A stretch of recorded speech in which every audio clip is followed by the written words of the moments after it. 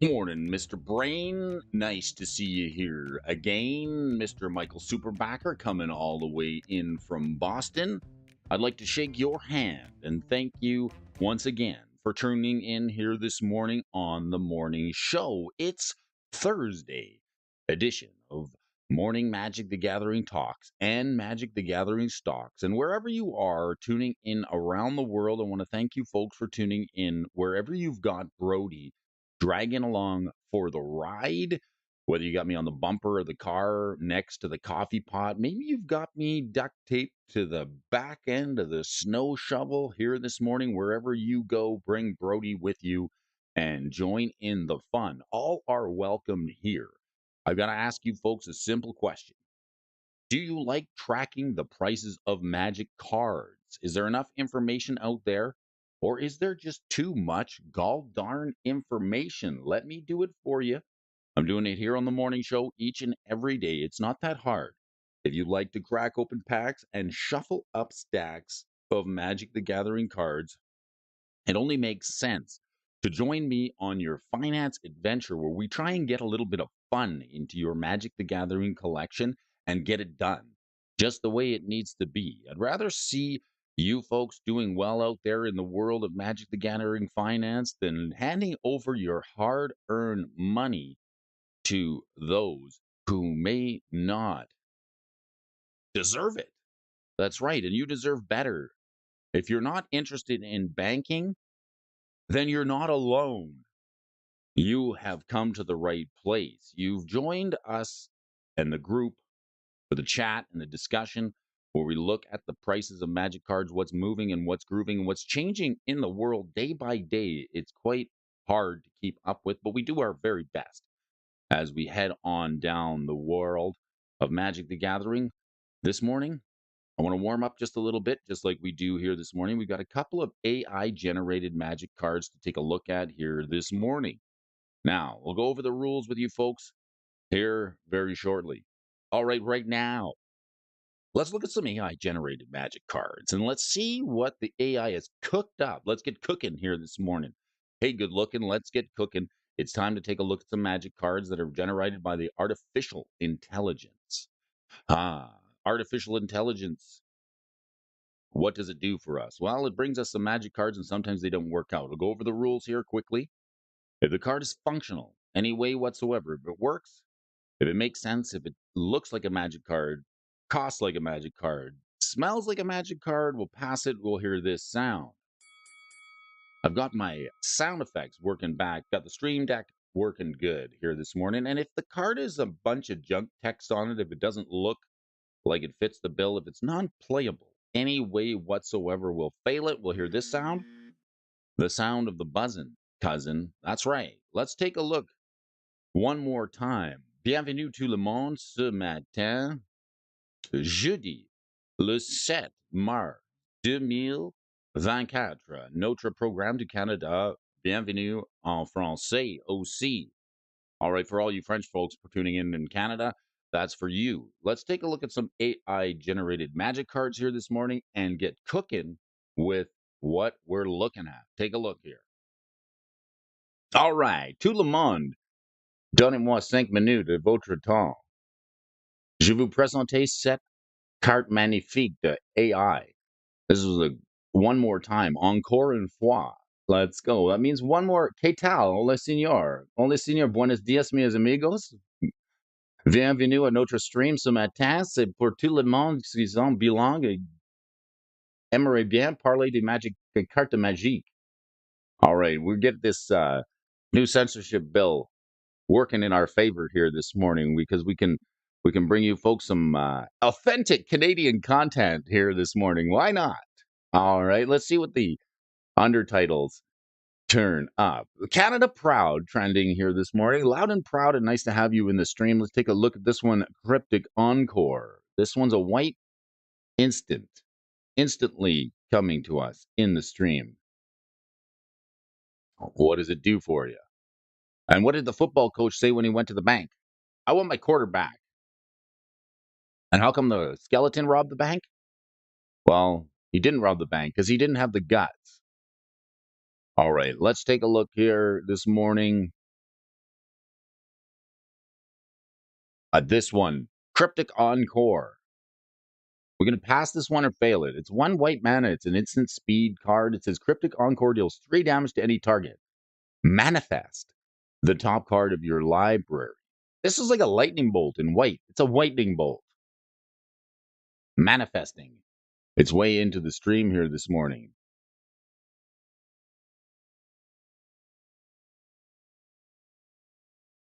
Maybe we should pass it. I don't know what manifesting is. Does anybody know? Manifest the top card of your library. C'est génial de voir ce matin, Brody. It's nice to see you too, Michael. Let's pass this magic card. Let's start off on a happy note here. We're going to try and get some positivity into our lives here this morning. I find if I get up and what have we got here? Overpowered, fair, under both states, fair. Overpowered, manifest the top card, dealing 3 for 1 mana. It's like a lightning bolt with an upside. I can't see that being too overpowered. I like to try and get up and have a bit of a positive attitude and carry that with me throughout the day. Start your day off right with a cup of coffee and a little bit of Magic the Gathering. Don't drive yourself crazy trying to track these prices because there's enough psychosis in the world of Magic the Gathering anyway. It's Psychosis of Darin. This is a saga. Baba La Saga. The Baba Yaga is coming in here for 2 green and 2. The saga enters the battlefield. You mill 3 cards and flip a coin. If you win the flip, return Psychosis Darin to its owner's hand. If you win. So this time you get a downside if you win the flip. Don't want to win this flip. And what's trending? You gain 3 life on the second proc, equal to the greatest power among creatures you control. You gain life equal to the greatest power among creatures you control. So the first one, you just got to like win the flip or lose the flip so that you can keep this around. And then the second and the third one is just a bit of a life gain. It doesn't seem too bad. Let's pass that. Why not? And Sweet Baby is trending. All right, for those of you folks who don't know what it is, Sweet Baby is trending. Let's give this a fair rating. Fairly down the stream, life is but a dream. This one is Splitting Life. Why did the bank owner buy cows? Well, he wanted to beef up his security. That's why. And what do you call a man with a head full of change? A headquarters. That's what. All right, let's look at this card here. Splitting Life into things. Interesting. The AI knows what style of magic cards with the vertical 3 things. Yes, the sagas, it knows what it is. It's starting to get a little smarter. Maybe somebody's put some input into the AI. The Splitting Life. Thanks for joining and splitting your day up with me, giving me a little piece of your time. It's valuable. I know your time is valuable and we don't have time to waste. So let's enjoy it together and make the best of this place. We're splitting life here for a Simic. It's a blue, a green, and 1. Enchant. Let's enchanting. Enchant creature, unless its controller pays 2, it's got flash. So it's an aura. So it's got like a ward built into it so you can target somebody's creature, and if they pay 2, it just counters it. Enchant target creature unless its controller pays 2. And flash. When Splitting Life enters the battlefield, you may create a token. That's a copy of enchanted creature. So for 3 mana, you get to copy a creature. They can counter it for 2. And it's got flash, so it's instant speed. It's an aura enchant. It seems okay. Let's pass it. Let's pass it. Let's give it a pass here this morning on the morning show. Fair. Fairly, and squarely. And this one here, compliments to you, Mr. Dual Brain. The compliment scout. You look lovely today. I think this is where we finished off yesterday, but don't worry. I'm going to head on over to Rosa Watt and get a little bit more. Where do fish keep their money? In a riverbank? And people who rob jewelry stores and banks are pretty bad. But people who rob bakeries really take the cake. That's right. This card takes the cake, doesn't it? You look lovely today. The Compliment Scout, it's got first strike and it's a 2/1. It's a 3 mana to cast it of Pyrexia and Horror. A little piece of Pyrexia for you this morning. Maybe get a little meat pie. Meet Pyrexia. I can't tap it to deal 1 damage to any target instead of 2 once, so it pings. Loving the art on this one. I know those beady little eyes, Brody. These things, these Pyrexians can really ruin your day. But this one seems to be all compliments and it's quite nice, friendly. I like it. Bob likes it. All right, give me a second here. Let's get some more. We're not done here. Let's get some more. I want Rosewater Stone.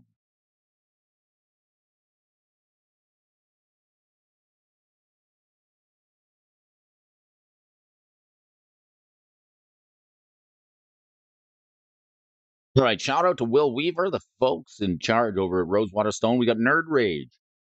Are we raging this morning? This is a guy who looks like a beastie boy. He's got his chest out. He's pumped up. He's ready to go. It looks like he just finished a workout. He skipped leg day, though. This guy has some little itty-bitty calculars and kind of some small thighs.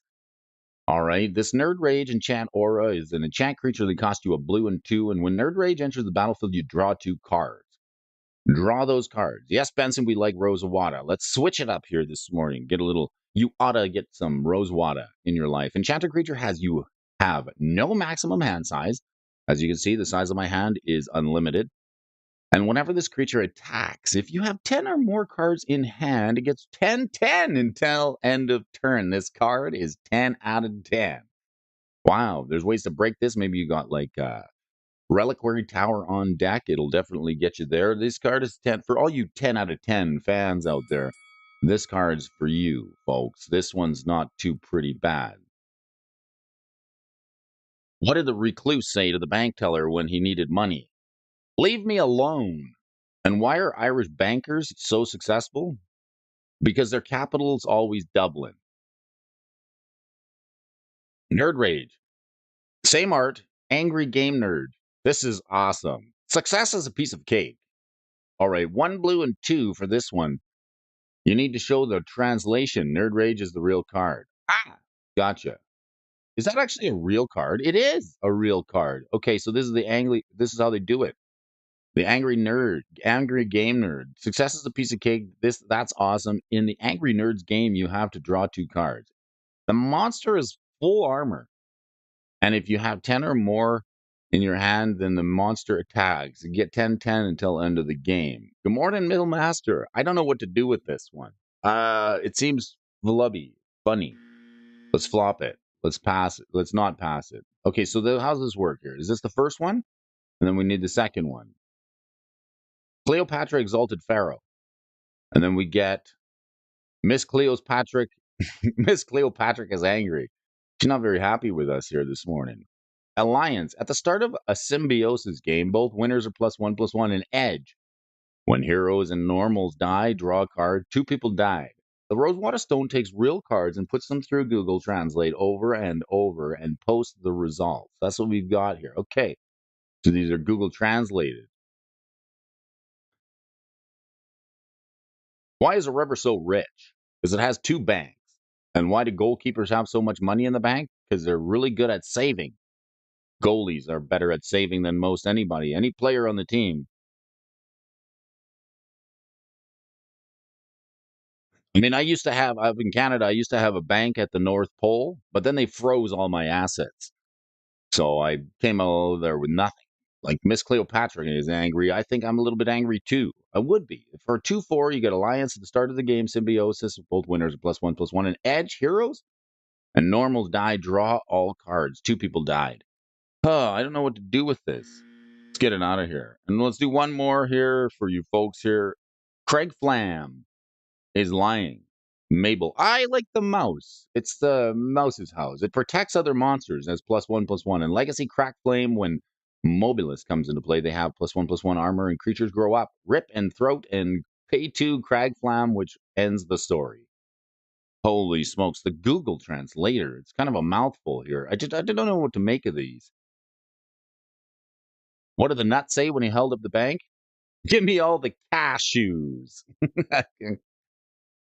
and and what do you get when you call a banker with a fish? You get a loan shark. That's what you get. All right, these war rats, let's fail them, get them out of here. What's trending on the Twitter feed is interesting. Let's take a look here for a quick second. Sweet Baby is a company that you may never have heard of. If you've never heard of Sweet Baby Inc., I suggest you do a little research in your downtime. When you get off the stream today, just take a look in the world, find out what Sweet Baby is, and we'll tell you a little bit more about it as we can see. I've done a little research on it myself, but as far as I can tell, I've heard Rudy, little brother Rudy, talking about Sweet Baby Inc. once upon a time. And Sweet Baby Inc. is a firm, it's a company that develops storylines for several different games and several different intellectual property in the world, including Magic the Gathering. And there's been some interesting comments made by the CEO of Sweet Baby Inc. And it seems a little bit fishy.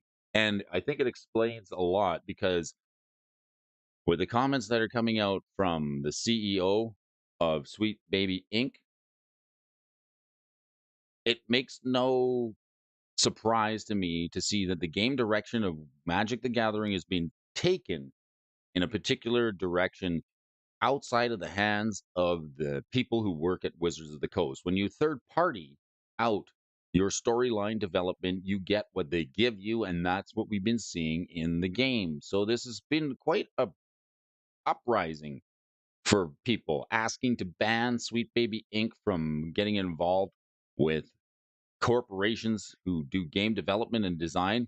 There were some scary comments made by the person over at Sweet Baby. So I want to shine a little light on that because that's news in the world of Magic the Gathering, and you think you should know about it. If you haven't heard about it already, you've heard about it here. So Sweet Baby Inc. is interesting. So let's take a look here quickly at the stock desk. A little bit of news here.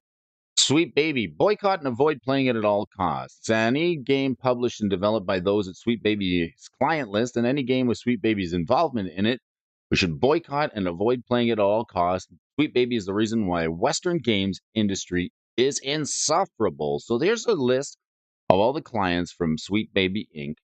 And as you can see right here, Wizards of the Coast is one of their clients, along with some of these other ones. Xbox, what do you got? Electronic Arts, Valve, True Love, Warner Brothers, Fidget, Deck Nine, Eco, and all these other different brands. These are brands you've all heard of. Sweet Baby is sleeping. Kept Mrs. B up all night. Aw, the story has been so bad since after Ixalan. It wasn't the best all after Alara and all the three set blocks, but it got so much worse when this dumb company took over. So now it's coming out. People are starting to realize that this intellectual property that we get from Wizards of the Coast and game development is courtesy of Sweet Baby, and that's probably why we see so much of the game design going down the toilet. All right. Some people not happy about it. I would suggest you look it up and see what the comments are. The comments are a little too spicy for me to want to discuss, but there were some racist comments, right? Some, as far as I understood, complaining about the co-founder of Sweet Baby, Kim Belair, probably explains that the methods used to force bosses at game studios to censor, alter, and include diversity in game projects she feels are problematic, bringing in marginalized collaborators at the beginning of each project. So there's some interesting news in the world of Magic the Gathering, and players are not too happy about it. It's been going on for quite some time, and it's just now that we're starting to hear about it. So more on that, like the world's largest bedsheet, as it unfolds. We're gonna cross our this is Brody right here. I'm like, I just want the game in the hands of those who make it and create it and made it great in the first place. But when you got something that generates as much money as Magic the Gathering, there's some interesting stuff out on. I can't even look at this morning. It's just poison for your eyeballs. So keep that in mind. If you do a little research on your own, just keep that in mind. There's some negativity around Sweet Baby Inc. and what they've been doing to the game of Magic the Gathering. And nevertheless, that could affect the development of the new sets. We're discussing the prices of Magic cards here on the channel, and we want to know where the value is. Are we going to be buying singles? Are we going to be sitting out products for the next foreseeable future? I know I have.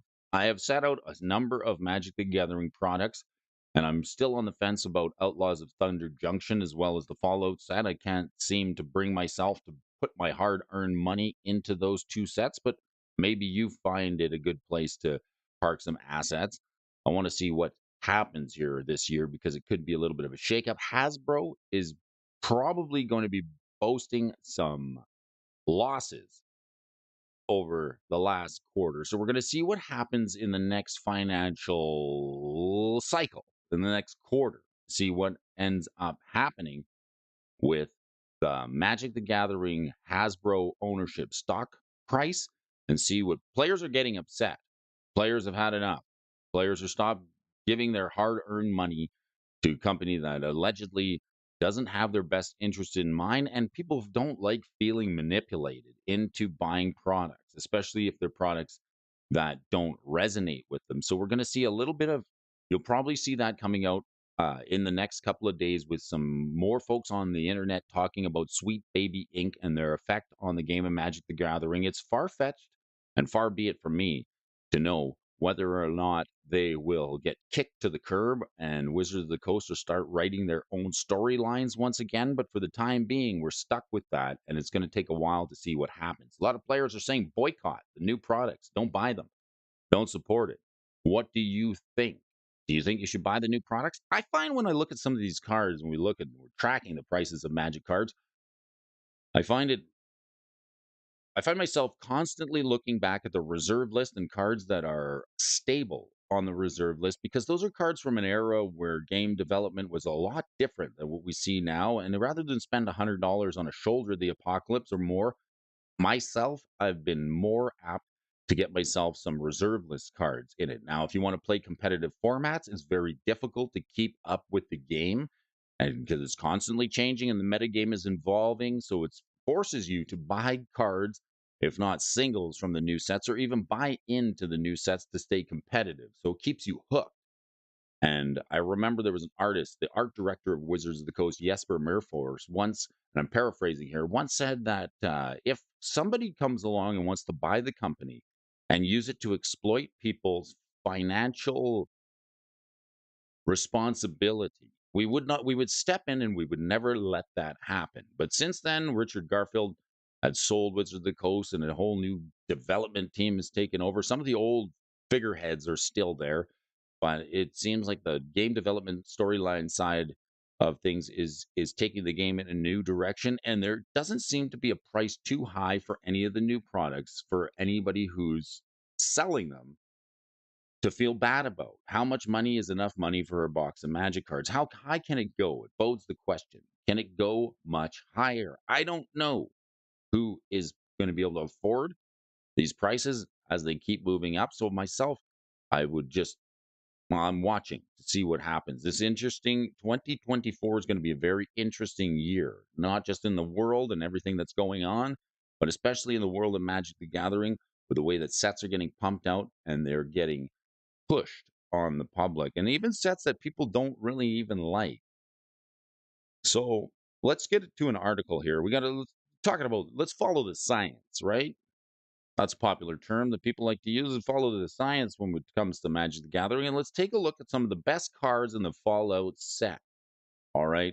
Because we want to see what, if anything, we're going to be picking up. Mostly stick to the singles market because it's only time will tell. Hey, Brody Arjun, good morning. Goedemorgen vanuit het Nederlands. Meneer, bedankt. Bedankt en alstublieft. Het is een belangrijke stream het morgen.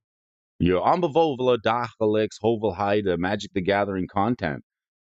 Coming in from the Netherlands, Mr. Arjun, goedemorgen. Nice to see you this morning. We're talking the prices of Magic the Gathering cards, and we're discussing finance. We're discussing changes in the game and what's happening with the development and of new sets and products that are coming out in the world. It's nice to have you with us.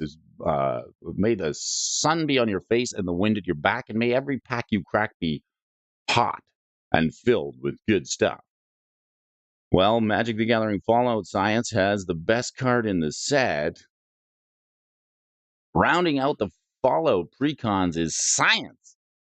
Trust the science. This is the only science I'm trusting these days. A Jeskai deck featuring high technology and new cards utilizing one of Magic's most powerful alternate resources is not returned in quite some time. Michael Superbacker says, I was in love with the Twiddler battle going on in the low ECMC. I was looking for a 0, if not possible, a higher one. Bam! I win the high ECM converted mana cost. I get a 15. I didn't know they exist. Anybody going to the Netherlands for a Magic Con? Maybe Tommy Siddons is. Interesting. Thanks for tuning in here this morning, Arjun. Well, perhaps if you maybe Arjun can recommend a good LGS over in the Netherlands to hit up and play some Magic cards before the event. Arjun, are you heading to Magic or Magic Con in the Netherlands? Okay, let's take a brief look back at the energy and what made it absurdly busted when it was first printed. Now, we're going to have to take a little bit of a trip in the Wayback Machine to talk about Kaladesh, and then we'll take a look at the new cards and the new science deck and examine if it looked good or too good to be true. Does this look like a banned card? Well, Rogue Refiner. Holy smokes, this is a card that was making. I'll definitely be at Magic Con Amsterdam. Okay, so my cousin, my cousin is a hotel manager in Amsterdam. He works for Sur Hotels and was the manager of the Park Hotel in Amsterdam. So if you need a place to stay, maybe you hit him up. I have some found. I kept an Amelia in the Netherlands and in Amsterdam. In fact, it would be nice to go. I think the Gamekeeper. Yes, I've been to the Gamekeeper in the Hartenstraat. It is one of the more famous physical LGSs in Amsterdam, also in the city center. So a good place to go sightseeing from there. I've been to the Gamekeeper. Let's look at this. Let's look at this Rogue Refiner. Let's take a trip back in time when we're talking about energy and we're talking about the Kaladesh set and the mechanic that got broken and busted. And we had to end up banning cards. Does this look like a banned card? In today's standard, it doesn't seem too bad. This 3/2 Rogue Refiner enters the battlefield, draws you a card, and gets you 2 energy. And it may be hard to believe, but both a Rogue Refiner and a Tune with Ether. Well, this is a simple magic card. It's 1 mana, it's a sorcery, and all it does is get you to search your library for a land card, put it into your hand, and give you 2 energy. So it gets you a basic land and 2 energy. This card was also banned, just a tutor for land. They were so format warping that they were banned in standard, and Teamer energy was simply too good at the time. The concept of energy was at its core excellent, making a card have a fractional addition of value represented in energy, and it made sense. But balancing a 1 mana card versus a 2 mana card could be tricky. Energy tied to bump a card effect by half a mana or a quarter of a mana. That was the idea, at least. However, it provided far better than expecting. An exact clone standing in behind the hotel with a front desk wearing a cowboy hat, but wearing a shirt. All right, providing scaling. The energy made cards like Harness Lightning, Confiscation Coup, fight away outside of their weight class for 2 little mana. At the same time, you had beaters like the Longtooth Cub. This is the one that just grew. The Longtooth Cub got bigger and bigger, which was completely legitimate as a threat, and also Whirler Virtuoso that could alternately go wide. I think that's the one that makes us Thopters. Huh. Crashing the stream here this morning. What are we doing, Brody?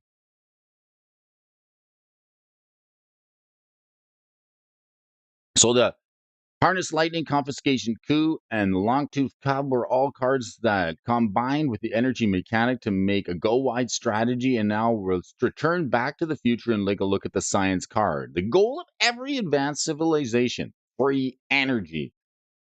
Longtooth Cub, it's Long Tusk Cub. Well, I think you're right. It's the Tusk versus the Tooth. Elon Tusk. All right, Dr. Madison Lee. Oh, Jeskai card. It'll cost you a white, a red, and 1 blue for this 2/3. It's a human scientist. It's legendary. And whenever you cast an artifact spell, you get an energy. Pay an energy and tap it. Target creature gets 1/0 until end of turn. Gains trample and haste until end of turn.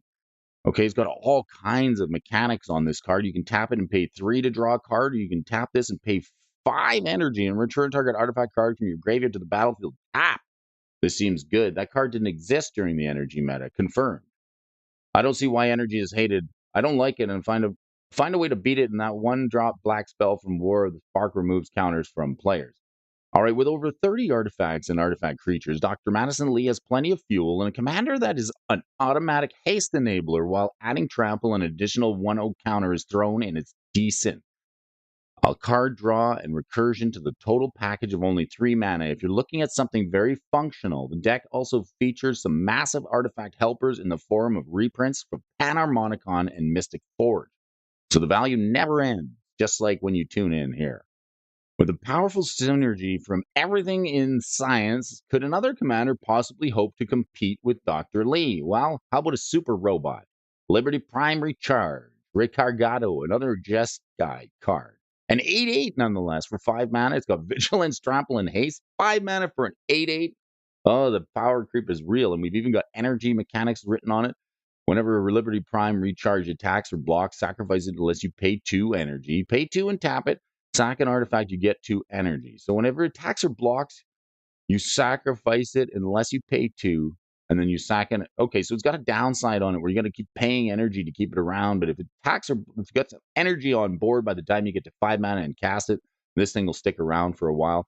It's unimaginable to see how good this robot could be. But Dr. Lee is not the only source of energy for science, because of that, you could consider running Liberty Prime Recharge as your commander instead, and it's certainly a powerful option. As an 8/8 haste trampler, you can easily take out a single player very quickly, and while it does require energy to attack or defend, Prime, shout out to Prime, also has an interesting mechanic revolved around vigilance. Declare an attack, pay 2, tap and sacrifice an artifact, generate 2 energy to pay for your attack. So you have the option of have vigilance if you already have energy, and alternatively, you can sacrifice one of the many tokens that the deck generates for fuel. The upside to sacrificing is drawing additional cards, and it's good to have an upside on your side. There's tons of fellow robots and synths to help you your game plan, and Sean, the father of synth, can get you another non-legendary copy of Liberty Prime and also absolutely demolish somebody. Further, big energy comes from Nerd Rage.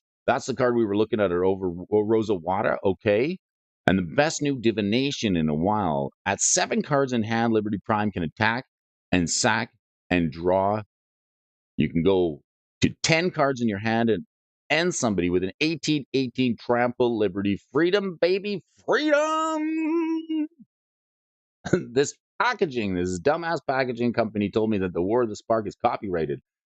Like the words, I changed the look, layout, coloring, and forth of the writing. According to them, it's still copyright issues. Darn it! What else? You got a Korean Aetherheart who wants it. That card was made as a result of energy. I think the sunset in the energy. Interesting. Interesting. Okay. So let's take a look here. If you folks are going to MTG Amsterdam, let me know if you need a place to stay. If you need some housing, I can hook you up with contact over there. If you're looking for a place to stay, I've got some family over there that might be able to hook you up with a good place to rest your head. Of all the Fallout decks reviewed, this is one that has a true option between either commander.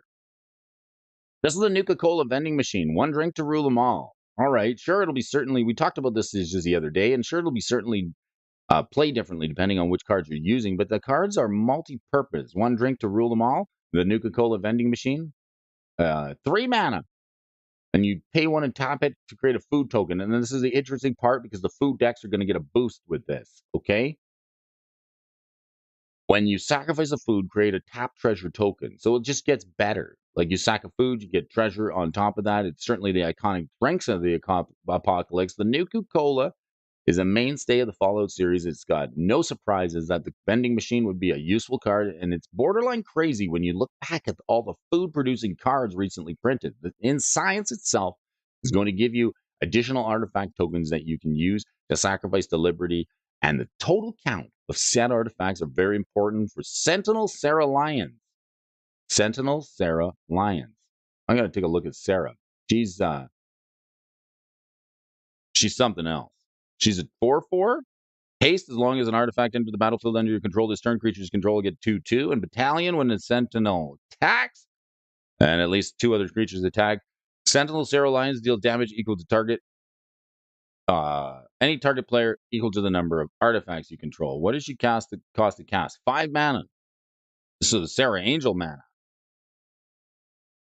All right, we'll consider Nuka-Cola vending machine as the best card in the set. Holy smokes!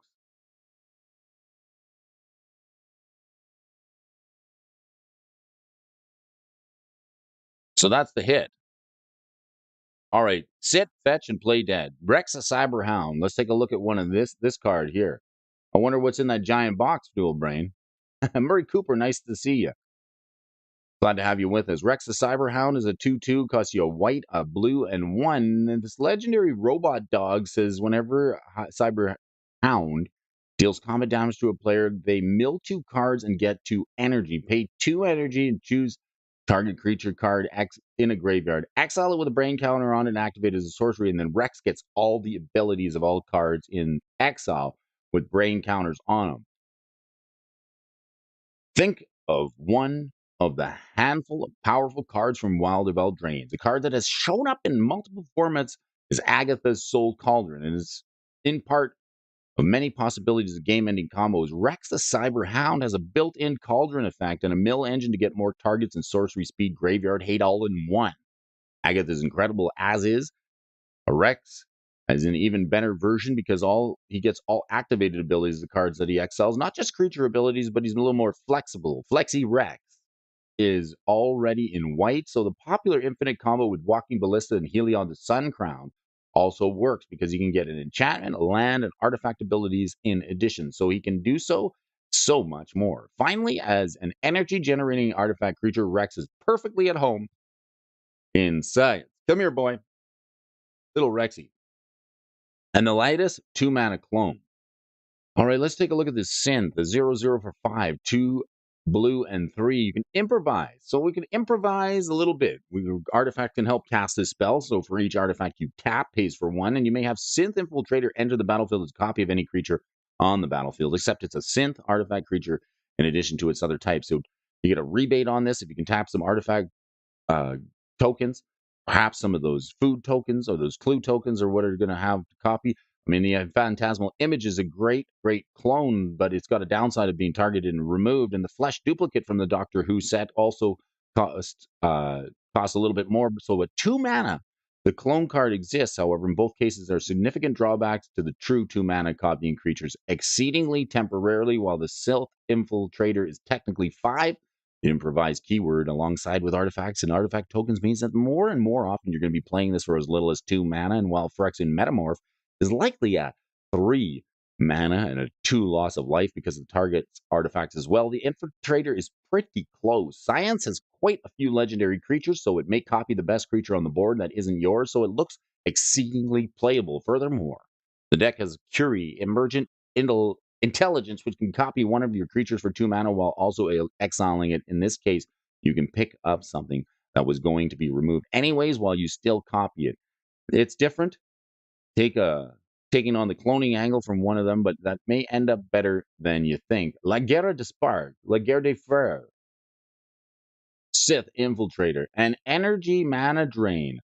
Okay, gonna have a trouble saying this one's got a bit of a mouthful. Electro Siphon. Instant speed, counter target spell, you get an energy counter equal to its mana value. So this is like mana drain for a spell, and you get energy as well. There's plenty of ways to make up 2 mana at a time, and even if it has an excellent land in the Helios one to generate 1 energy each turn, if you want to make a pile of energy all at once, your best bet is the Electro Siphon. Not only are you countering a threat on board, a threat or a board wipe, but you're also going to get a pile of energy. Unlike Mana Drain, you get the energy immediately and don't have to wait until your next turn. For 3 mana, a counter is not playable, and the upside here is the tremendous potential. Energy sticks around. It doesn't fade. It's out of your mana pool. Doesn't leave your mana pool. So the energy sticks around for quite a long time. This can be quite a lot better. You can time it with Vault 112, the sadistic simulation, and so you have a huge energy reserve for the 3rd chapter effect, which is also mostly directly a way to turn energy into the best card.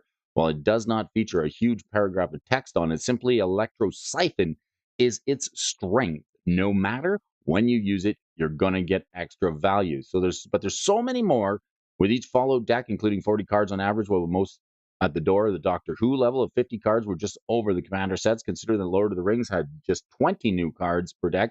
Most other Commander decks are 15 to 10. Science blends in with an archetype that has already been super powerful in the past, and everyone knows how good artifacts are. This will take deck, then resurrect the energy mechanic for multiple formats. It'll make energy a viable choice in Commander. We'll see, and we'll explore that more in the coming weeks of play, review, and upgrades in the guide. Wowzer. Can you believe it? Wowzer, watch your trousers. This is a recurrence of the energy mechanic in the game. It's going to change things. And I can't help but think that there's some even more powerful energy decks are going to be coming out into the meta. Why do banks say that money grows on trees when they have branches? I don't know, but we want to preserve some financial value. We want to thank you for joining us here, and we want to ask you, do you like tracking the prices of Magic cards? Is there enough information out there, or is there just too much information? Let me do it for you.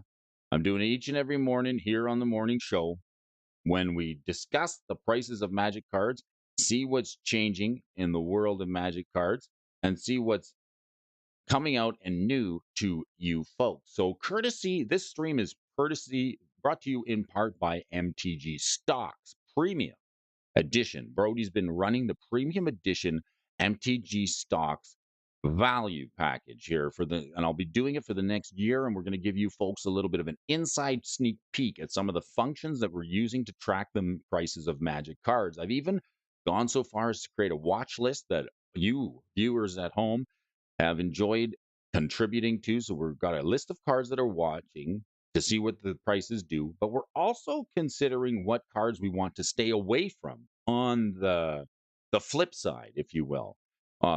Conversely, if you will. On the one hand, we're tracking the prices of cards on cards we may have picked up and we're speculating on to see if they go up in price. And then there's another list that we've created, which is the reprint targets list that we've started adding to decide and watch those prices to see what's going to happen if we get eventual reprints of some of these Magic the Gathering cards. So let's take a look together on our Magic the Gathering finance journey. And I would like to thank Arjun from MTG Stocks for his continued support and the very generous gift given to the channel for us to use and make good use of. I won't let you down. We'll put it to good use and viewers enjoy it. Let's take a look at some of these lists that we are creating using the new binders function where we can sort our Magic card lists so we can track different binders of Magic cards together, and we can decide where we're going to go from there. So if you want to get yourself a premium membership, you're more than welcome to do so using the affiliate link in the description. You can always head on over there and get 10% off if you enjoy it. Or if you just want to join me in the mornings where we discuss the prices of Magic cards here, we can do it together and we can track some of these prices. Interesting functions that we have now. This binder function, which Arjun has included for us over here, where we can create several different watch lists and give them different names. So this is one of our watch lists. This one's called Waiting for a Reprint. And earlier this week, we discussed this with a couple of you folks, and we got some suggestions from you folks to what to add to this list. What cards do you want to stay away from for now? If you're new to Magic the Gathering and you look at some of these prices of Magic cards, you go, well, that's an expensive card.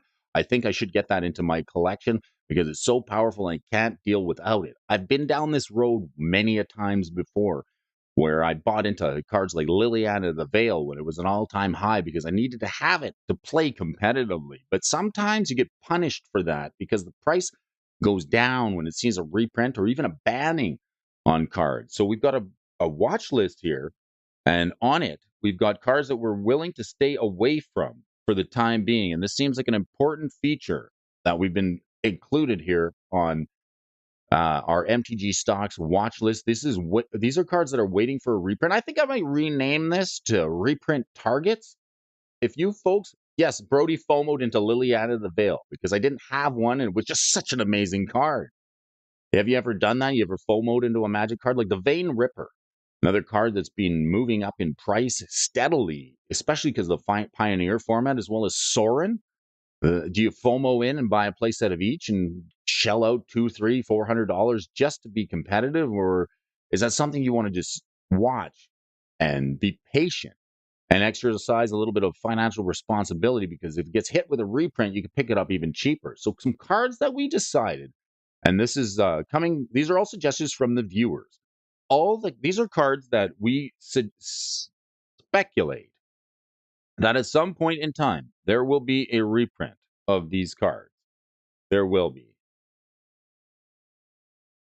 And we're not willing to pay the mustard at this point in time, because this is gonna be expensive. So all the ancient dragons from Baldur's Gate was a suggestion from the Moxman, who said, "Hey, if you're looking at some of these prices on these ancient dragons, there's a series of them from Baldur's Gate, and this one's the pay piggy, the pay dragon of all of the ancient dragons from Legends of Baldur's Gate. This one's $64. If you are interested and you're considering buying it, just know this, that eventually, sometime in the future, maybe not too far from now, it will see a reprint. So if you can wait to pick that up on a reprint or even open it, this seems fine. Prime 406, nice to see you here this morning. Hit that like button. Nice to have you in the stream here. Brody, I was curious if you have any cards with high mana cost. Do I have any cards with very high mana cost? Yes, I do. I do. I have a couple of cards with. And how high are you talking? Are you talking 10 mana? Am I playing them? Are you talking 5 mana? What's the number, Michael? What do you consider high? I think anything over. Now, there's a rule here and competitive Magic, and this isn't a rule that I made up. It was given to me by another player, and he said if it costs you 6 mana or more, it should just about win you the game. Okay, anything that costs 6 mana should definitely swing the game in your favor, if not permanently make something happen. If you pay 6 or more mana for any spell, it should do something the minute it resolves. Some of these cards that just you pay 6 mana, it hits the board, and then like you have to wait for your next turn to attack with it. Like some of the Gear Hulks, even Carnage Tyrant was a card that cost 6 mana that doesn't really do anything the turn it comes into play. It just sits there as a 6 mana 7/6 hexproof. So any cards that cost 6 or more mana should do something the minute they resolve, an effect of some kind, and then you should get something else on top of that. So good. As high as they go, I would say, well, right now, currently, Michael, a couple of cards that I'm playing and I'm experimenting with, especially in Commander, is the Throne of Eldraine. It's 5 mana, so it's just below that, and it's an interesting card. So it's 5. So the most expensive mana cards that I'm playing is the Throne of Eldraine, as well as Death Cloud and Torment of Hailfire, which are both X spells. So those are two spells that I'm actually playing that, and I'll show you what those ones are, Mr. Superbacker here. So these are X spells, get as big as you like it. So we got Torment of Hailfire. This is a card from Amonkhet, and it's X. So we can put as much mana into it. This is why I'm playing a card like the Throne of Eldraine and even the Gilded Lotus. 5 mana rocks that just make a lot of colored mana. So this one, I got a card that has 15, and I didn't know they go that high. Shadow of Mortality. Let's take a look here. Let's take a look at what Michael's talking about. Shadow of Mortality. Let's see, 15 mana. Holy moly. This is from Streets of New Capenna. It's an avatar. If your life total is less than your starting life total, this spell costs X less to cast, where X is the difference. And it's a 7/7. Okay, so this is like a Death Shadow card, right? It's 15 mana. So like the way you want to play this is with like shocklands and effects that hurt yourself and make you pay some life. So if you can pay 1 life to search your library with a land and get another land that makes you take 2 more damage, and you can start bringing your life total down, much like the Death Shadow, and then you get a rebate on this 7/7. For 15 mana, it's going to be really hard to cast. So I think what we need to do is, this is a card where we say, quit hitting yourself, Brody. Quit hitting yourself. So a card that you need to hurt yourself to be able to make this effective. No doubt. But it is a pretty cool card, Michael. I think you might want to try playing this with uh, Death Shadow. They're both shadows, and the death shadow costs 1 for a 13/13, and it gets minus X, where X is your life total. So there's not a great card in Commander, the death shadow, but the other shadow, the shadow of mortality, probably decent in Commander because you have more life total to start with.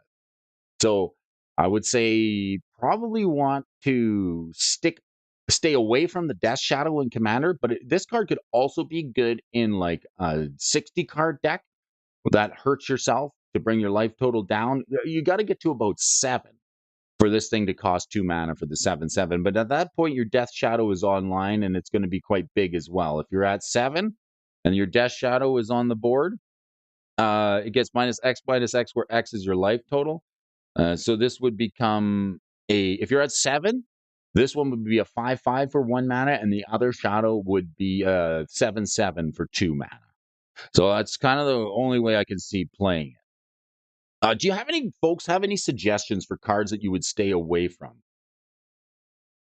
Because they could be hit with a reprint. We've added a couple of cards here to our reprint targets list here, and I'll just go over them with you for a few folks. Now, some of these cards are actually quite good and they are playable, but we're tracking these all together here. The one that I made me think of was the Mind Break Trap. Here's a card I needed. I really want this card. It's $290 US for the foil version. It's only been printed once in Zendikar, and its non-foil version is 60 to 80 bucks, depending on the condition. I really do want to find it. Wandervine Hub and all the Lorwyn tribal lands.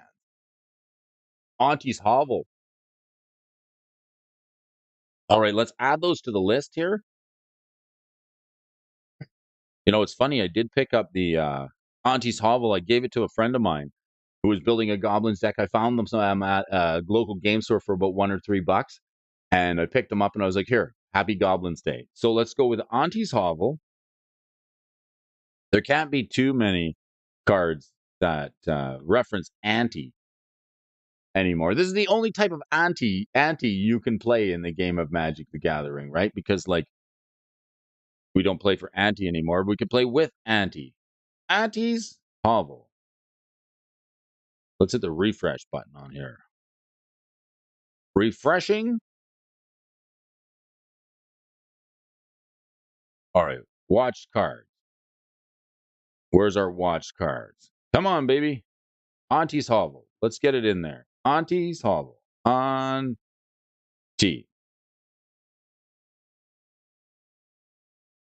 The Auntie's Hovel is going to be a little bit different. Is it IE? Yes, it is IE. So any of the Lorwyn lands, here's a Goblin land. Wonder where that one's at. It did see a pump and spike because of legacy goblins and including black. What about after the reprint? Once it hits bottom, does it go up to previous print price like Ghostly Prison? I guess it depends on the card. It's a little bit situational, I suppose. I don't have a formula for that, but after a reprint, once it hits bottom, does it go up to previous print prices like Ghostly Prison? So a card like Mind Break Trap probably won't see too much of a price decrease. It'll be the non in foil. It'll be the non-foil version that maybe comes down a little bit, but the fact will be that you can now get a reprinted version for a lot cheaper, and you even have a chance of opening it for fairly cheap. The $5 for the Auntie's Hovel. How much is the foil version? 32. $32. All right. And the other Merfolk land, that's the one you were talking about, Mr. Benson. That is the Wandervine Hub. Wandervine, not Wandervice, Wandervine Hub. This one, Lorwyn. I've been a big fan of the Lorwyn block. Actually, if you go back, there's a few sets, and I'm just starting to catch on over the last couple of years because the foil cards were something that I didn't really understand too well. And the more people I meet, the more I learn about Magic cards. So I do this show as much for myself to learn from you guys as you may do from each other. A card like Edgar Markov. Do you think we're ever going to get a reprint of Edgar Markov? Good morning, sunshine. Nice to see you. let's take a look here. Watch cards binders, waiting for the reprint. Waiting for the reprint. This is going to be Auntie. We got to add Auntie's Hovel. I put it in the other watch list.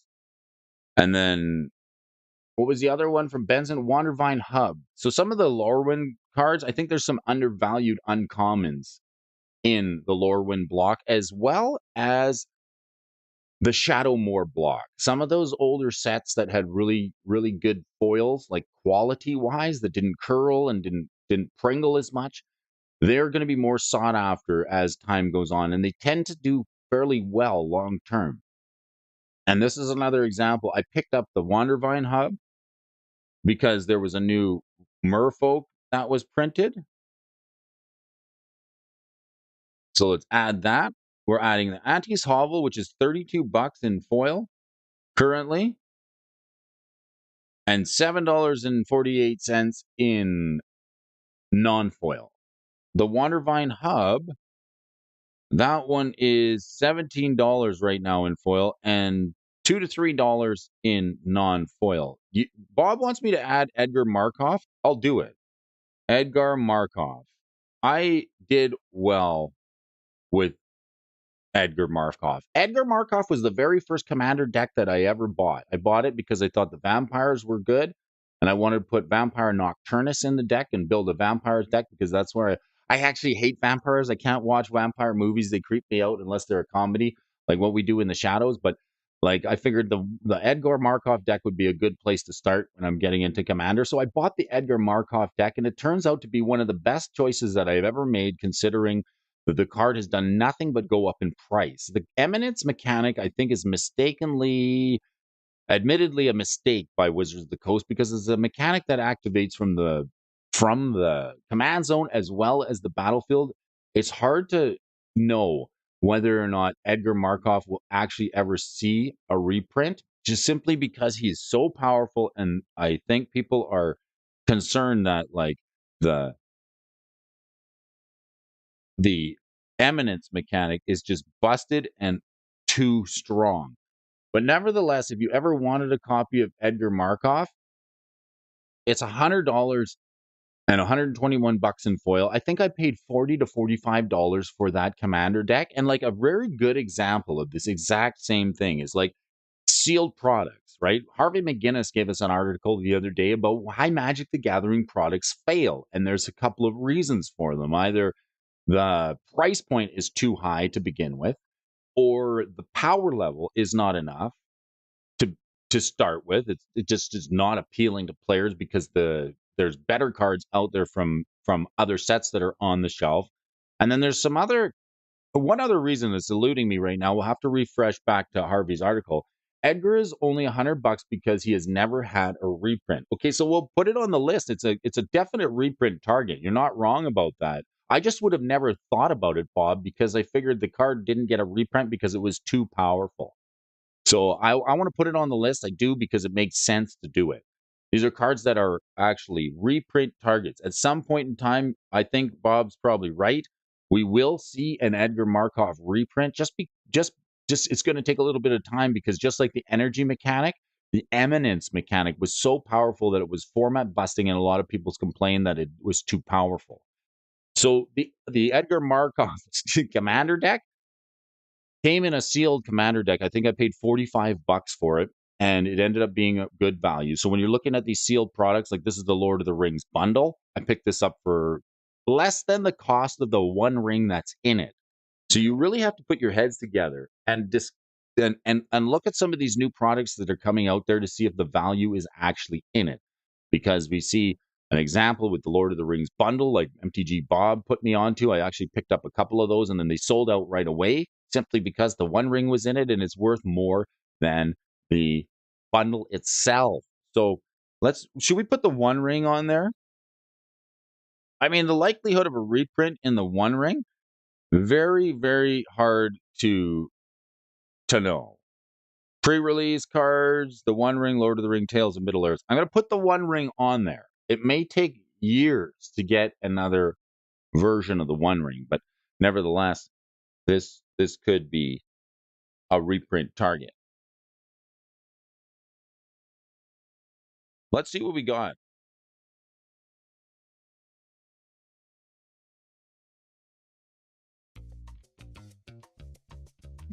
Oh, you hear that? It's Thursday. I want to thank you folks for joining me. It's time to move, and it's time to shake in your seats.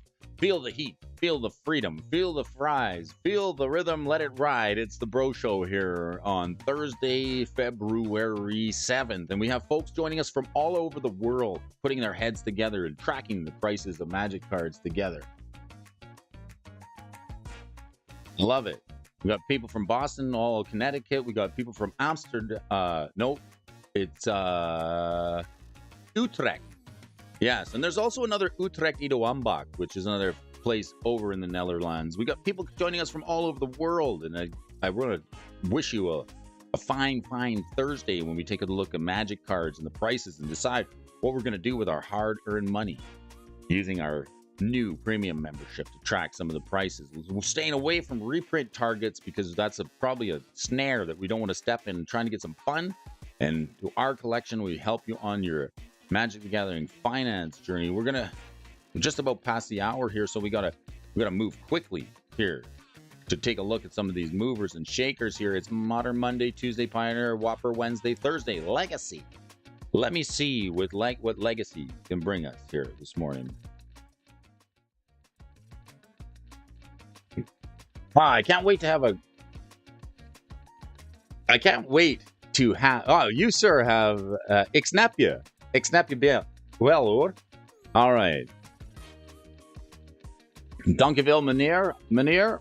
Alsjeblieft, and dankjewel for joining us here on the morning show. These are your movers and the shakers for March 7th, 2024. And then there is no more. Let's check it out. We're going down the legacy list and we're checking this out. Have you missed anything yet? What did you order? All right, we've got dual lands making their way. Put your hands together for some dual lands together here on the morning show. We got the Tropical Island creeping up in the unlimited version that costs you $958. It's an expensive card. Speaking of cards that won't see a reprint, this is one of them. We were not going to get this reprinted. It's a wet land. In fact, any of the lands that have blue in them, Tundra, Volcanic Island, maybe even the Tropical Island, these are cards that are considered wet because they have blue in them. I just learned that tune from Albert Lingenbottom, who's a lands player who tuned me in.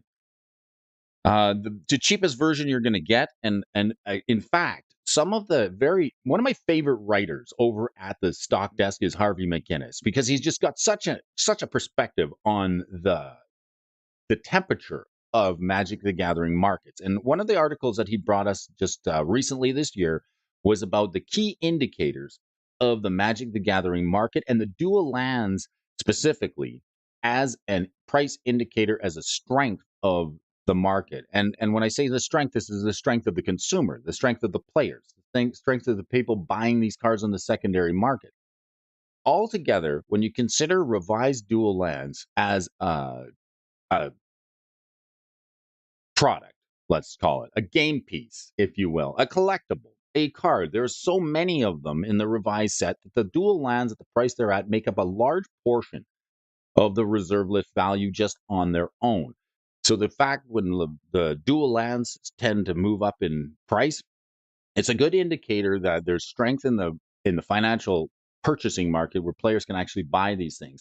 I think the prices myself are going to stay low for another 8 to 12 months, and we're not going to see a real upswing in economy until the end of this year or into 2025, 2026 being a boom.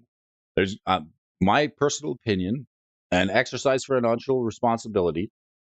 Are dual lands on the reserve list? Yes, they are. Is that why they were never reprinted? Yes, it is, Michael. It's a fact. The only thing that's going to do anything to the dual lands is if a new land gets printed that's even better than these dual lands. Say, for example, we had Extra Tropical Island, which is like counts as a forest at an island, taps for a green and or a blue, and gains you a light or lets you scry. The only way that these things can ever see a reprint in some functionality is if they make it even better than the one that's currently all out there. But with the surveil lands and the scry lands and the life gaining lands and the temples, we always get some sort of a downside where they always enter the battlefield tapped. And as competitive Magic players don't like their lands coming into the battlefield tapped. So we got another card here, Eureka. This is a card that you could probably get into your collection for about $463. But there's another card that actually kind of does the same thing for a little bit cheaper, and that's Lurin. It's a legacy card. And this one's costs about the same mana value, but the price is much, much less. This one's $44. And let's just compare the two. If you like the effect of Eureka, you might like this one. This one's cost you 2 green and 2, so the mana cost is the same. It's an enchantment card, so it sticks around for a lot longer than Eureka. And it says any player may cast creature spells with converted mana cost 3 or less without paying their mana cost, as though they had Flash. Frozen Underground Sea. Now that's what I can get behind. A snow version of the Underground Sea. Yes, Snowy Tundra, Richie Dubs.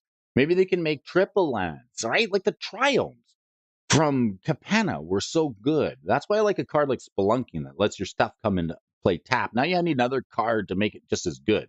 But they could make cards that are better than what's on the reserve list, but it may take a little bit of time for them to go to that vault, go to that well, if you will. Any player can cast a creature spell, so this only does creature spells. Now, the Eureka card says, starting with you, each player may put a permanent card from their hand onto the battlefield. It could be as big as you want. This is another way you could get your shadow into play, Mr. Superbacker. If you don't want to pay the 13 or 15 mana for it, you could just cast this Eureka card and put a permanent onto the battlefield. This is why it's so expensive, because you just put any permanent on the battlefield and you repeat this process until nobody wants to do it. So not only is this synergistic where you get to put something on the battlefield, your opponent puts something onto the battlefield, then you get to put something on the battlefield. You get to keep going back and forth. And when your opponent stops, say you have a big hand, maybe you have 10 or 15 cards in your hand, you get to just keep putting permanents onto the battlefield. This card's reserve list. It's expensive. And that's probably why. A little cheaper version, probably the Allurin card, not too pretty bad. Here's another financial spec from the Arabian Nights blog. Why is autocorrect Snowy Savannah? Why is autocorrect screwing me today? We warned you. Snow-covered tropical island. Halfway done with the 2.2 X foil set. Nicely done. Nice solar. Nice to see you, DJ Longhair. Here's a card I've speculated on. I've picked up a couple of copies of this card. I did. And why did I do it? Right now it's $279. I picked up this card when shortly after I bought Black Lotus. Now, I looked at the showcase of the Black Lotus, and I really wanted the Black Lotus. And I'm like vendoring cards, and I'm like going there on a mission to get them. And as I'm looking at the Black Lotus in the showcase, the Salvatore Reda, he says to me, the owner of Face to Face, he says, would you like any Bazaar of Baghdad's? And I'm like, and he had like 40, 50, 60, a whole showcase full of just Bazaar of Baghdad. Says, I don't need your stinking Bazaars. Let me get my Lotus. It'll be on my way. But that was a window of opportunity that came up just once. And then shortly after that, I think it was 3 to 6 weeks later, all the Bazaar of Baghdad's got bought out. And that was a lesson to me where I was staring it right in the front of my face. I could have picked one up for $200 to $400, an Arabian Nights land that's rare, and I didn't do it. The opportunity was fleeting. It was just sitting there. I was so happy I had the Lotus, and I was on my merry way. Brody was on the backpack, and he was running down the street, skipping and singing tunes. So then I kind of came up with a strategy. I said, okay, well, if the Bazaar of Baghdad is an Arabian Nights card, and that card is so rare, and it's worth so much money, and like all the cards from the Arabian Nights set in the rare slot are equally as hard to get, then what are some of the other lands that could potentially go up in price in the long term? Now, this hasn't really paid off for me the way I think it should, but the Island Whack Whack is one of the cards that I speculated on because it's a Arabian Nights rare, and it's even got this interesting text on it that says target creature with flying as base power 0 until end of turn. So it sounds bizarre, doesn't it, Tommy? It's very bizarre. So this card turns, and if you look at the old wording on this card, this is why it was so interesting, because it doesn't say until end of turn on the card. And back when we only had little rule books and we played within our play groups and we made our own rules to decide how cards work, like here's the one that says doesn't say until end of turn. It just says permanently. Tap to reduce target flying creature's power to 0. It doesn't say until the end of turn. So back in the day, this was a card that just turned to 0, turned a Cerro Angel into a 0/4 flyer permanently. Now with the internet, we can see there's been rule changes and it says base power and 0 until end of turn. And another example of that one is this one, Goblin Balloon Brigade. What a cool card. Okay, so back when Magic was first introduced, the idea was that they wanted to leave the gameplay rules a little looser so that folks could come up with their own rules to play in in their own playgroup. So I'm going to try and find. So the beta version says gains flying ability until end of turn. The alpha version says gains flying ability until end of turn. But let's find the revised version. And this is why when revised came out, people are like, well, they made Balloon Brigade better. Flying until end of turn. Where's the one that doesn't say until end of turn? There was one that I thought there was one that said gains flying straight up. Maybe I'm wrong. I could be wrong. Unlimited.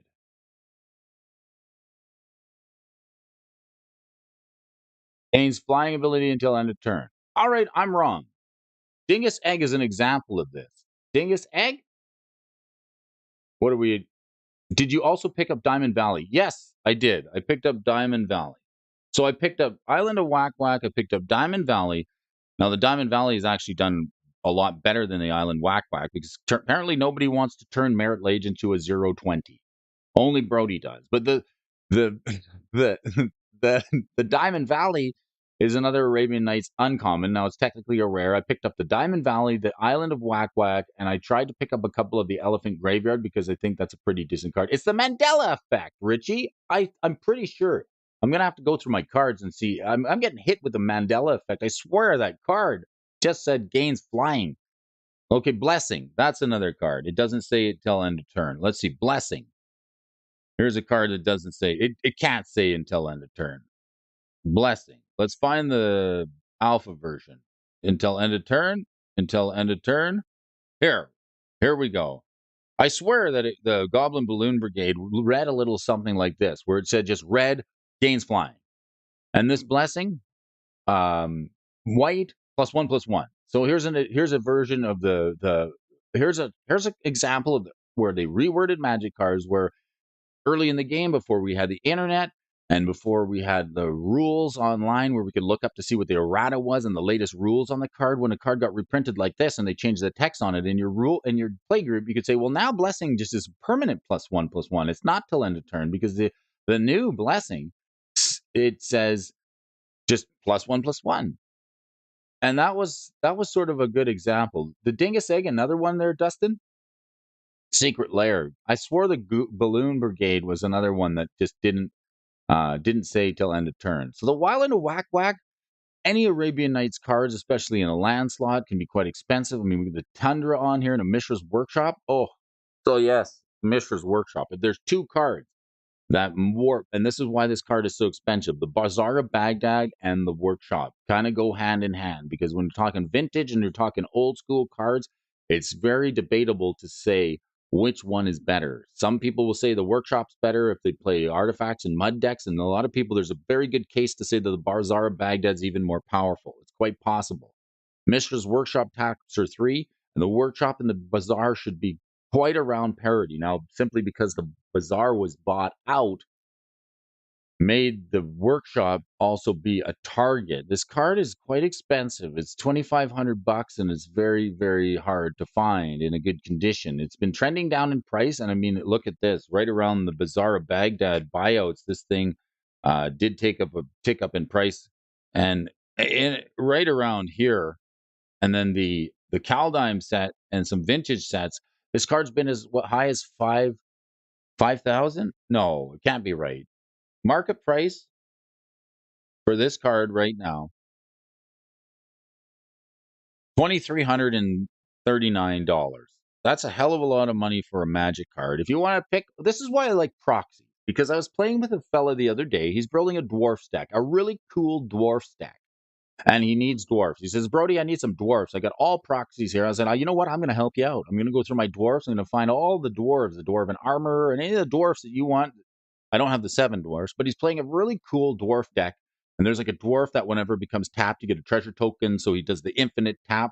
loop, and then he can create treasures, then he can go get the dragon, and then he can kill players. But he's running the workshop as a proxy. Now, I don't have a problem with that. I really don't. But I wish folks would allow more proxies into some play groups because it makes it a little bit more fun for people to be able to get these cards and play with them, to see if they even like them, to want to even spend the money. It's kind of hard to justify spending $2,300 on one card that you're only going to play in one deck, and then it's not going to be. You better start putting it in every deck, I guess, because you really want to get your money out of it. Singing Tree. Here's an Arabian Nights card.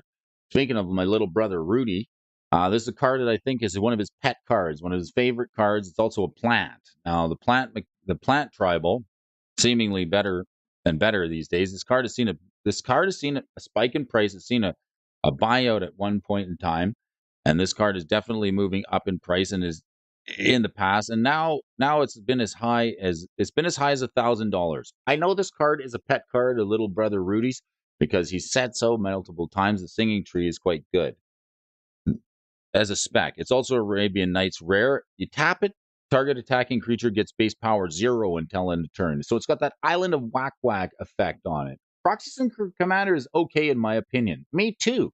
I like the proxies. It gets more people involved. Like, I don't want Joni Han to not be able to come play at a tournament because, like, he's got proxies in his deck and now he has to, like, power down and, like, play a deck that he suboptimally, that he doesn't really, feel he's got a better deck that he wants to play. So I'm cool with proxies. I encourage it. Want to foster a bigger community. If you're not allowing proxies into the game of Magic the Gathering, you're really gatekeeping a lot of players who would come out and play. But if they find out there's a tournament happening where you have to have no proxies, it's just your attendance is gonna just drop. And is that what you really want? Do you want the purists who own the cards to be the only ones playing, or do you want to attract new players into the game that don't have to fork out shell out a lot of money to get started? I never understood why people can't use placeholder cards like the Shock if you can't afford a lightning bolt. Jimmy Faye, good morning, Brody. Nice to see you, Jimmy. First time comment, I think, perhaps. Everybody give Jimmy a warm welcome here. Thanks for joining us on the stream. Put your hands together for Mr. Jimmy Faye. Appreciate you and you're giving us some of your time and attention here this morning. I know your time is valuable and you don't have time to waste. Underground River. This was like the best we got for a reprint of the dual lands in Ice Age. This is what we got in Ice Age when we thought, okay, Ice Age is just around the corner. The dual lands will get reprinted. We'll get them into our collection. And then we didn't. We got depletion counters, and then we got this. This one's not too bad. I mean, at least it doesn't come into play tap, but this was sort of the best we started to see after the dual lands stopped being reprinted in revised. We got the Underground River that deals a damage for a blue, and it deals a damage for a black, but it taps for a colorless with no downside. So this card is actually quite good and quite playable. Even Commander, when you have a 40 life total to start with, this card is pretty good. I would actually consider picking this up, especially from the Ice Age block, some of the old stuff. And even the depletion lands now, I've found people that are starting to use the proliferate mechanic to make the depletion lands actually work better. So, for example, the Velt. This is what we got. Okay. Ice Age was such a disappointment because we thought, okay, I didn't get all my dual lands in revised, but Ice Age is around the corner. We're going to get a reprint. So then you got either this rare land, Velt doesn't untap during your untap step if it has a depletion counter on it. At the beginning of your upkeep, remove a depletion counter from Velt, and then it taps for a green or a white. So it doesn't untap if it has a depletion counter on it. So you want to get those counters off of this thing.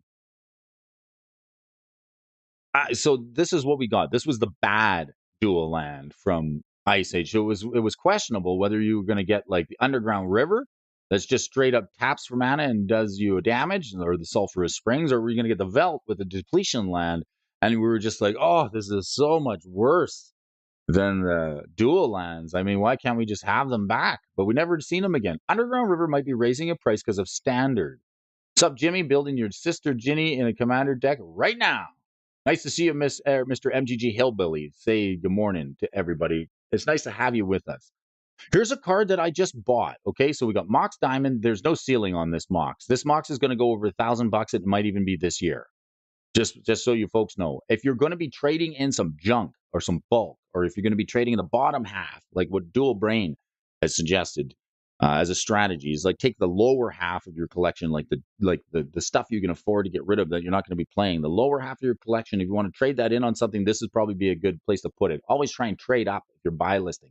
This Mox Diamond is going to hit $1,000 this year. I can feel it. If it's not this year, it'll be early next year. Badlands, another dual land, and Burgeoning. Here's a card I picked up for Commander, and it's quite good, and I'm enjoying playing with it. I found a bit of a strategy to play with the new Commander lands deck, and I think I can do it.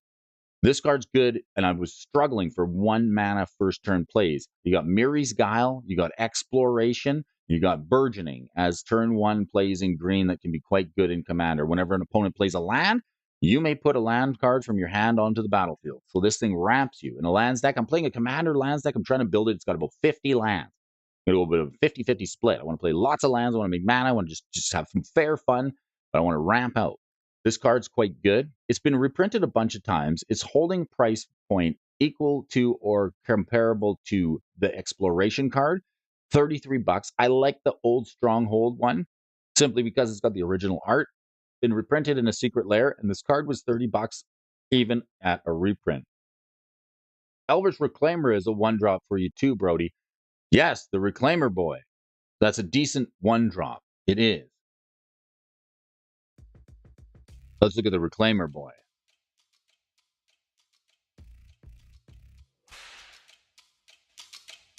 Oh, one more card before we hit the bricks. Elvish Reclaimer, not Rejuvener. There he is, $7. Holy moly! Well, I want to thank you folks for tuning in.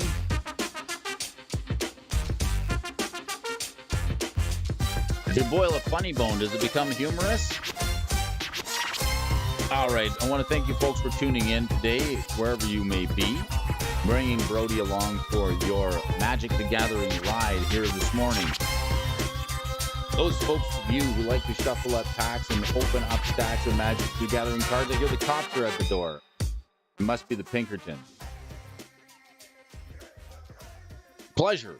Pleasure's been all mine. This has been a fantastic Thursday start to my day. I want to thank you folks for the beautiful start to a beautiful day with a bunch of beautiful people who like to crack open packs and shuffle up stacks of Magic the Gathering cards. It's not that hard to join me early in the morning when we discuss the prices and we track the prices, the financial markets, and what's new in the game of Magic the Gathering. What's new with you and what's new with me can just be what it is and what it can be. May the sun be on your face and the wind at your back, and may all the packs you crack be hot when you crack. This is the Brody Alfonso Morning Show. MTG Talks and Stocks. We'll see you all again tomorrow. One more day, and it's the weekend. We got Thursday. One more day. It's Yabba Dabba Doo Day. We're going to do like Fred Flintstone tomorrow and slide down that dinosaur's tail. Let's kick it over to Ron Burgundy for a little bit of jazz flute on an outro on a Thursday morning. Nice to see you all. Take care, and we'll see you again tomorrow.